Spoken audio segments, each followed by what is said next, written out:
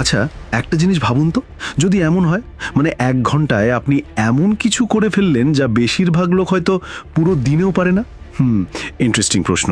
আর যদি বলি এই যে মনোযোগ, এটা আসলে কোনো মানে ঈশ্বর প্রদত্ত প্রতিভা বা ট্যালেন্ট নয়, এটা আসলে একটা স্কিল, একটা সুপার পাওয়ার, যা ট্রেনিং দিয়ে তৈরি করা যায়, ঠিক অর্জন করা সম্ভব। আজ আমরা সুমনের লেখা মনোযোগের শিল্পে দক্ষতা বইটা নিয়ে একটু গভীরে যাব। বইটার মূল কথাই হলো মনোযোগ আসলে অর্জন করা যায়, আর এই 21 শতকে এটাই হয়তো সবচেয়ে দামি দক্ষতা, অবশ্যই সময়ের দাবি। তো আমাদের আজকের আলোচনার ফোকাস থাকবে মনোযোগ কেন এতটা জরুরি, আর এই বইয়ের দেখানো পথে হেঁটে আমরা কিভাবে এই ক্ষমতা বাড়াতে পারি সেই বিষয়টা বোঝা। বেশ ভালো একটা আলোচনা হতে চলেছে। লেখক মানে মনোযোগের শক্তি বোঝাতে গিয়ে একটা অসাধারণ উপমা ব্যবহার করেছেন, আমার তো দারুণ লেগেছে। হ্যাঁ, ওই সূর্যের আলোর উদাহরণটা একদম। সূর্যের আলো যখন ছড়িয়ে থাকে তখন কেমন আরাম লাগে, তাই না? ত্বকটা একটু উষ্ণ হয়। কিন্তু ওই একই আলো যখন আতশ কাঁচ দিয়ে এক জায়গায় ফোকাস করা হয় তখন সেটা কাগজে আগুন ধরিয়ে দেয়। ঠিক শক্তিটা কেন্দ্রীভূত হলে তার ক্ষমতা অনেক বেড়ে যায়। আমাদের মানসিক শক্তিও কি অনেকটা এরকমই নয়? যখন এটা ছড়ানো ছিটানো থাকে আমরা হয়তো খুব ব্যস্ত, এটা করছি ওটা করছি, হ্যাঁ, কিন্তু আসল কাজটা হয় না। ঠিক অগোছালো ব্যস্ততা। কিন্তু যেই মুহূর্তে এই শক্তিটাকে আমরা কোনো একটা নির্দিষ্ট কাজে কেন্দ্রীভূত করতে পারি তখনই কিন্তু যুগান্তকারী কিছু করা সম্ভব। একদম। লেখক তো বলছেন ব্যর্থতার চেয়েও বেশি বিপজ্জনক হলো এই বিক্ষিপ্ততা, কারণ এটা আমরা টেরই পাই না, অথচ নিঃশব্দে আমাদের সবচেয়ে দামি জিনিসটা সময় চুরি করে নিচ্ছে। খুবই সত্যি কথা। আর এই বিক্ষিপ্ততার সঙ্গে কিন্তু মাল্টিটাস্কিং এর একটা গভীর যোগ আছে। হ্যাঁ, ওই যে একসাথে অনেক কাজ করা।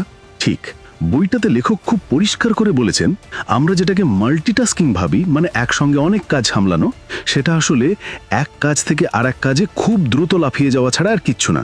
ও আচ্ছা, আর প্রতিবার যে আমরা মনোযোগ সরাই সুইচ করি তার জন্য আমাদের ব্রেনকে একটা দাম দিতে হয়। এটাকে বলে কগনিটিভ কস্ট। কগনিটিভ কস্ট মানসিক মূল্য। হ্যাঁ, অনেকটা তাই। ধরুন আপনি একটা জরুরি রিপোর্ট লিখছেন, তার মাঝে একটু ইমেলটা দেখে নিলেন, তারপর হোয়াটসঅ্যাপে একটা মেসেজের রিপ্লাই করলেন, আবার রিপোর্টে ফিরলেন। এটা তো হামেশাই হয়। এই প্রত্যেকটা বদল, প্রত্যেকবার ফোকাস শিফট করা আপনার কাজের এফিসিয়েন্সি কর্মদক্ষতা প্রায় 40% পর্যন্ত কমিয়ে দিতে পারে। 40%? বলেন কি?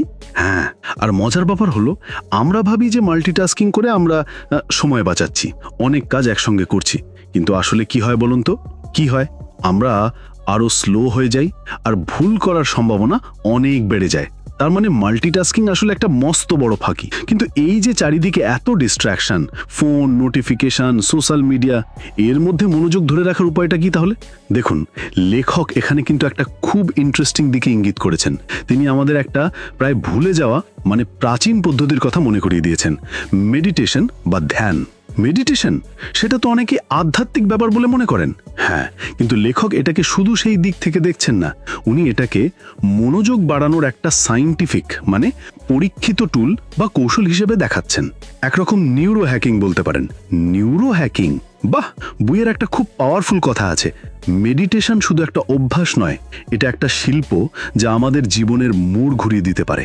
আর এটা কিন্তু ঘন্টার পর ঘন্টা চোখ বন্ধ করে বসে থাকা নয়। তাহলে খুব সহজ কিছু টেকনিক আছে, যেমন ধরুন নিজের শ্বাসের উপর মনোযোগ দেওয়া, গোনা, বা ধরুন মাইন্ডফুল ওয়াকিং, হাঁটার সময় চারপাশের প্রতিটা জিনিসের উপর সচেতন মনোযোগ দেওয়া।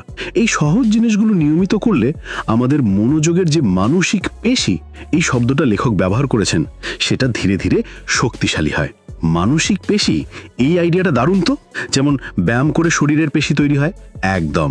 কিন্তু সত্যি বলতে কি, আমার মতো হয়তো অনেকেরই মনে হয় শুধু ইচ্ছা শক্তি দিয়ে মনোযোগ ধরে রাখাটা ভীষণ কঠিন। চাইছি মনোযোগ দিতে কিন্তু পারছি না, বিশেষ করে যখন চাপ থাকে বা মনটা বিক্ষিপ্ত থাকে। খুবই বাস্তব একটা সমস্যা। আর এখানেই বইটার একটা খুব জরুরি দিক উঠে এসেছে। লেখক বলছেন শুধু ওয়েল পাওয়ার বা ইচ্ছা শক্তির উপর ভরসা করলে চলবে না। মনোযোগ ধরে রাখতে হলে দরকার একটা সঠিক পদ্ধতি, একটা সিস্টেম। সিস্টেম রুটিন বা ওই রকম কিছু। হ্যাঁ, অনেকটা তাই। কিছু কাঠামোগত রুটিনের কথা বলেছেন লেখক, যেগুলো খুবই কাজের। যেমন প্রথমত ডিপ ওয়ার্ক জোন তৈরি করা। ডিপ ওয়ার্ক জোন সেটা কিরকম? দিনের মধ্যে একটা নির্দিষ্ট সময় ধরুন 60 বা 90 মিনিট আপনি একটা নির্দিষ্ট কাজ নিয়েই বসবেন, একটা নির্দিষ্ট জায়গায়।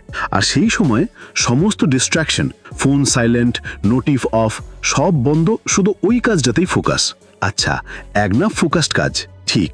দ্বিতীয়ত, টাইম ব্লকিং, মানে দিনের যে সময়টায় আপনার মনোযোগ সবচেয়ে ভালো থাকে, সবার জন্য এক নয়, তবে সাধারণত সকালের দিকে, সেই সময়টা আপনি সবচেয়ে কঠিন বা গুরুত্বপূর্ণ কাজটার জন্য একদম ব্লক করে রাখবেন, ক্যালেন্ডারে লিখে রাখতে পারেন। আর বাকি কাজগুলো, আর যে কাজগুলো একটু হালকা বা ধরুন মিটিং, ইমেল চেক করা, সেগুলো অন্য সময়, যখন মনোযোগ একটু কম থাকলেও চলে। এটা কাজের কথা। আর তৃতীয় আরেকটা ইন্টারেস্টিং জিনিস হলো ডিস্ট্রাকশন অডিট। ডিস্ট্রাকশন অডিট মানে কয়েকটা দিন আপনি সচেতনভাবে খেয়াল করুন আপনার মনোযোগটা কোথায় কোথায় চলে যাচ্ছে, কি কি জিনিস আপনাকে ডিস্ট্র্যাক্ট করছে। তারপর সেগুলোর মধ্যে সবচেয়ে বড় 3টে কারণ খুঁজে বার করে সেগুলোকে কন্ট্রোল করার চেষ্টা করা। নিজের মনোযোগ চোরদের খুঁজে বের করা আর কি। একদম। আর দেখুন, যখন এরকম একটা সিস্টেম বা কাঠামো তৈরি হয়ে যায়, তখন কিন্তু প্রতি মুহূর্তে ইচ্ছা শক্তির সাথে লড়াই করতে হয় না। সিস্টেমটাই আপনাকে মনোযোগ ধরে রাখতে সাহায্য করে। তার মানে নিজের কাজের পরিবেশ আর রুটিনটাকে এমনভাবে সাজানো যাতে মনোযোগ দেওয়াটা সহজ হয়ে যায়। ইচ্ছা শক্তির উপর চাপ কমানো, এটা বেশ বাস্তবসম্মত লাগছে। কিন্তু এই যে বললেন ডিপ ওয়ার্ক জোন বা টাইম ব্লকিং, এগুলো কি একদিন করলেই অভ্যেস হয়ে যাবে? একদমই না।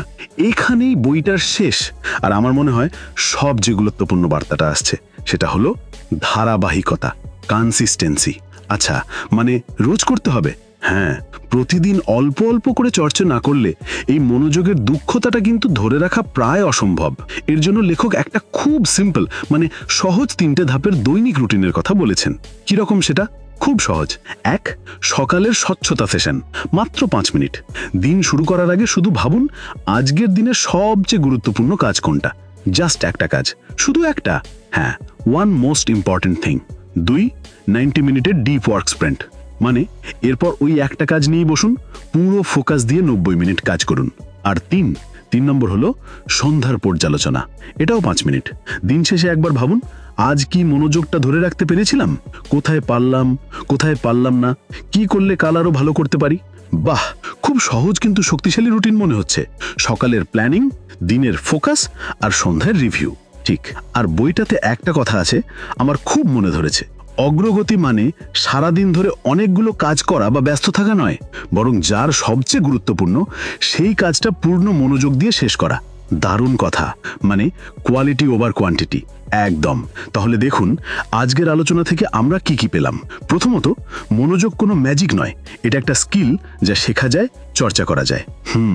দ্বিতীয়ত, এই যে আমরা মাল্টিটাস্কিং করি বা বিক্ষিপ্ত থাকি, এটা আমাদের অজান্তেই আমাদের কর্মক্ষমতা আর সময় নষ্ট করছে।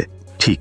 তৃতীয়ত, মনোযোগের মেশে তৈরি করতে সাহায্য করে মেডিটেশন বা মননশীলতার মতো কৌশলগুলো, মানসিক পেশি। হ্যাঁ। চতুর্থত, শুধু ইচ্ছা শক্তির উপর ভরসা না করে ডিপ ওয়ার্ক বা টাইম ব্লকিং এর মতো সিস্টেম তৈরি করাটা অনেক বেশি কার্যকর। ঠিক, সিস্টেম সাপোর্ট। আর পঞ্চম এবং সবচেয়ে জরুরি হলো দৈনিক চর্চা। ধারাবাহিকতাই হলো লম্বা সময় ধরে মনোযোগ ধরে রাখার আসল চাবিকাঠি। তাহলে পুরো ব্যাপারটা কি দাঁড়ালো? আমাদের সামনে মনে হয় দুটো রাস্তা খোলা। একটা হলো এই যে অত তথ্য, অত নোটিফিকেশনের স্রোতে গা ভেসে দেওয়া, মানে সারাদিন ব্যস্ত থাকা কিন্তু দিনের শেষে তেমন কিছুই অর্জন না করা, একটা খুব পরিচিত ছবি।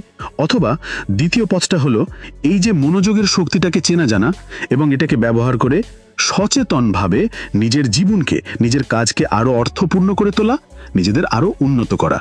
একদম। চয়েসটা আমাদের। প্রশ্নটা হলো আমরা আসলে কোন পথে হাঁটতে চাই। এই ভাবনাটা কিন্তু থেকেই যায়, তাই না? অবশ্যই এটা নিয়ে সবারই ভাবা উচিত।